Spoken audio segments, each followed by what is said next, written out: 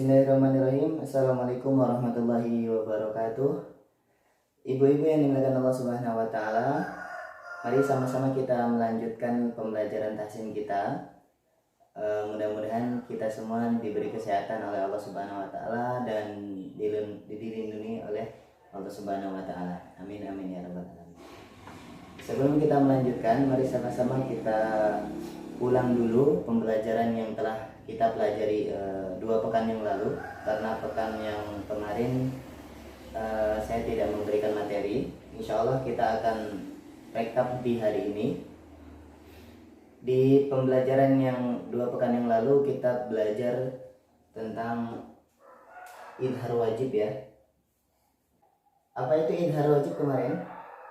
Idhar wajib adalah ketika ada nun sukun bertemu dengan ya atau wawu dalam satu kalimat atau satu kata.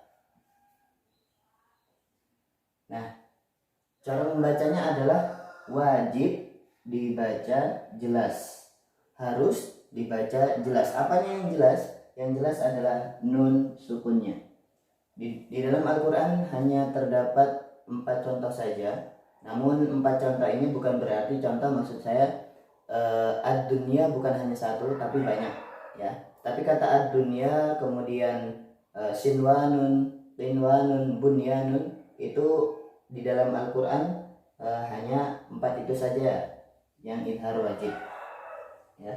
Apa tadi? Ad-dunya ya. Ad-dunya, kita lihat nun sukun, mana nun sukun? Ini nun sukun bertemu dengan ya atau wawu, di sini kebetulan adalah ya.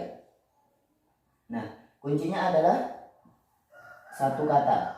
Apabila dia dalam satu kata atau satu kalimat, dia maka nunnya dibaca idhar atau jelas. Dia tidak termasuk dari idgham bi gunnah yang harusnya dia memasukkan dengan dengung. Tetapi ini adalah idhar wajib. Kenapa? Karena dia dalam satu kata.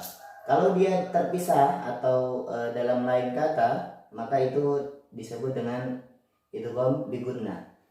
Bukan, cara membacanya bukan ad-dunya tetapi ad-dunya. Sinwan, nun sukun bertemu dengan wawu. Kebetulan di sini ada wawu dan di sini adalah satu kalimat atau satu kata. Dia dibaca jelas nunnya ya, wajib idhar. Sinwanun, ad-dunya, bunyanun, kinwanun, sinwanun. Ibu-ibu mungkin bisa dihafalkan 4 kata tersebut. Baik, ibu-ibu yang dirahmati Allah Subhanahu wa taala, mari kita akan melanjutkan pembelajaran yang selanjutnya, yaitu di hukum ro. Baik ibu-ibu yang berbahagia, di hukum ro ini kita harus sangat teliti, karena selain yang telah kita ketahui hukum ro itu ada tafkhim dan tarqiq, dia juga ada yang dibaca tafkhim dan juga dibaca tarqiq. Tapi di buku ini tidak disebutkan. Ya, jadi ada hukum ro ya, ibu-ibu. Ya, mungkin yang kita ketahui selama ini tidak ada hukum yang berkaitan dengan khusus ro itu tersendiri. Tetapi ternyata hukum ro itu sendiri mempunyai hukum, dan dia sama seperti hukum lafdzul jalalah ya. Ada yang dibaca tebal dan juga ada yang dibaca tipis. Ada yang dibaca tafkhim,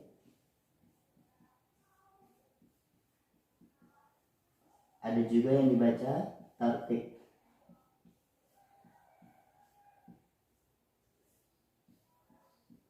Tebal, tipis. Nah, lantas pada saat kapan saja ro ini dibaca tebal atau ro ini dibaca tipis? Nah, mereka kalau di dalam buku ini, di dalam buku Umi ini, yang dibaca tafkhim itu ada 6 macam. Ada 6. Nah, kalau yang tarqiq ada 4. Bisa jadi di buku lain sedikit berbeda, tapi intinya insya Allah sama. Ibu-ibu yang dimuliakan Allah Subhanahu Wa Taala, hukum yang dibaca tebal ini atau ro yang dibaca tebal ini ada 6 macam di dalam buku ini, dan yang dibaca tipis ada 4. Sama-sama kita akan bahas semuanya insya Allah. Insya Allah pelan-pelan ibu-ibu ya. Mungkin bisa dicatat terlebih dahulu. Baik ibu-ibu, kita akan bahas yang pertama hukum yang tebal dulu. Ya, hukum tafkhim, hukum ro yang dibaca tebal itu ada apa aja? Insya Allah ada beberapa yang telah kita ketahui sebelumnya, yaitu yang pertama, apabila ro itu dibaca atau berharokat ro fathah,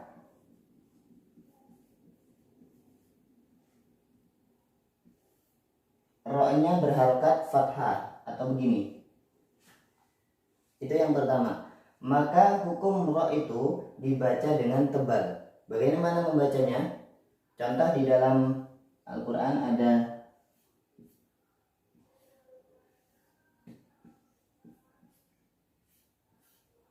ro, Rabbana. Dibaca tebal maksudnya dia ada gemanya di dalam, kemudian membacanya sedikit berat. Rabbana, Rabbana, Rabbana. Ya, berbeda nanti dengan yang tipis. Kita ambil contoh dulu yang tipis ya. Contoh kalau di yang tipis di sini adalah rizqan.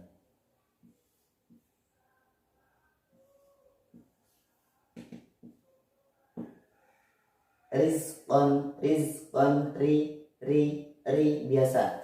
Kalau yang tebal ro, Rabbana, Rabbana. Begitu ya. Ada yang berbeda di situ. Kemudian yang sudah kita ketahui juga ro yang dibaca tebal, yaitu ro yang berharokat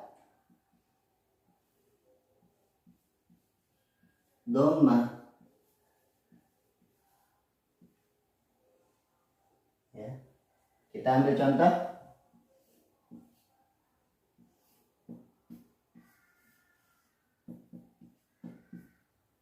Ruziqna, ruziqna, ru.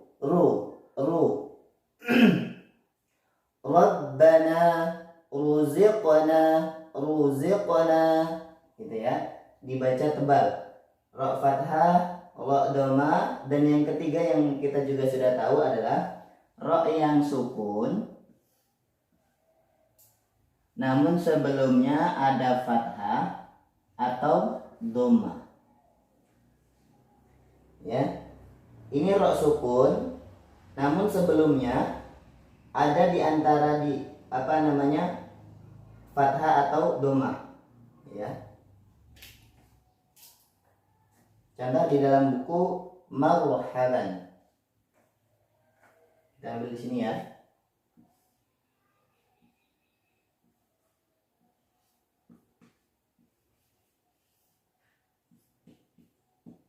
Marhaban, marhaban, bukan marhaban tapi marhaban. Bukan marhaban tapi marhaban. Saya ulangi, bukan marhaban tapi marhaban. Ya. Marhaban. Ini sebelumnya ada fathah ketika dia sukun. Dan kalau yang sebelumnya ada dhammah, contoh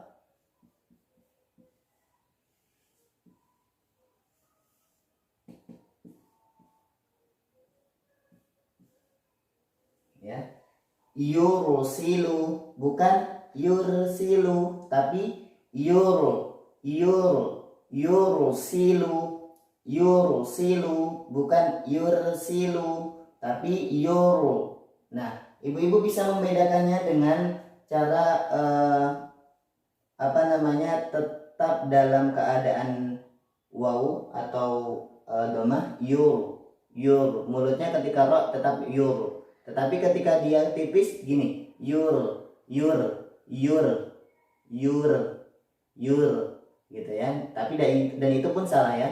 Kalau dia sebelumnya adalah doma, dia harus yursilu ya. Atau ini marhaban, bukan marhaban, marhaban bukan, tapi marhaban. Mungkin sampai di sini insya Allah paham ya.